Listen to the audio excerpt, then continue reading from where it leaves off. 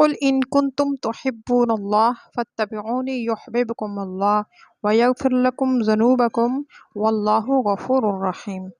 قل اطیعوا اللہ والرسول فإن تولوا فإن اللہ لا يحب الکافرین۔ نبی صلی اللہ علیہ وآلہ وسلم کہہ دیجئے، اگر تم اللہ تعالیٰ سے محبت رکھتے ہو تو میری تابع داری کرو، خود اللہ تعالیٰ تم سے محبت کرے گا، تمہارے گناہ معاف کر دے گا۔ اللہ تعالیٰ بڑا بخشنے والا مہربان ہے۔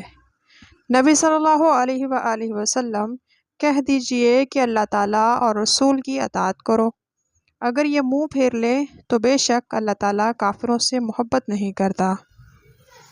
یہود اور نصارہ دونوں کا دعویٰ تھا کہ ہمیں اللہ سے اور اللہ کو ہم سے محبت ہے۔ بالخصوص عیسائیوں نے حضرت عیسیٰ مریم علیہ السلام کی تعظیم محبت میں جو اتنا غلو کیا کہ انہیں درجہ الوہیت پر فائز کر دیا، اور اس کی بابت بھی ان کا خیال تھا کہ اس طرح اللہ کا قرب، اس کی رضا محبت چاہتے ہیں۔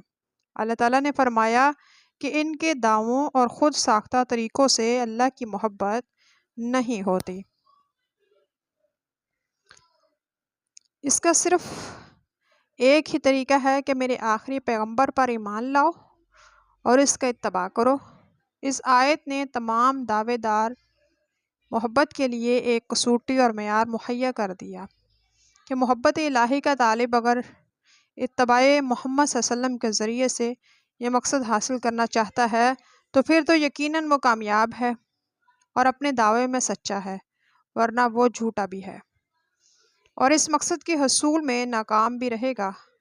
نبی صلی اللہ علیہ وآلہ وسلم کا بھی فرمان ہے، من عامل عملا لیس علیہ امرنا فہو رد، متفق علیہ۔ جس نے ایسا کام کیا جس پر ہمارا معاملہ نہیں ہے، یعنی ہمارے بتلائے ہوئے طریقے سے مختلف ہے، تو وہ مسترد ہے۔ یعنی اتباع رسول اللہ صلی اللہ علیہ وسلم کی وجہ سے تمہارے گناہ ہی معاف نہیں ہوں گے بلکہ تم محب سے محبوب بن جاؤ گے۔ اور یہ کتنا اونچا مقام ہے کہ بارگاہ الہی میں ایک انسان کو محبوبیت کا مقام مل جائے گا۔ اس آیت میں اللہ کی اطاعت کے ساتھ ساتھ اطاعت رسول اللہ صلی اللہ علیہ وسلم کی پھر تاکید کر کے واضح کر دیا کہ اب نجات اگر ہے تو صرف اطاعت محمدی ہے، اور اس سے انحراف کفر ہے، اور ایسے کافروں کو اللہ تعالیٰ پسند نہیں فرماتا، چاہے وہ اللہ کی محبت اور قرب کے کتنے ہی دعوے دار ہوں۔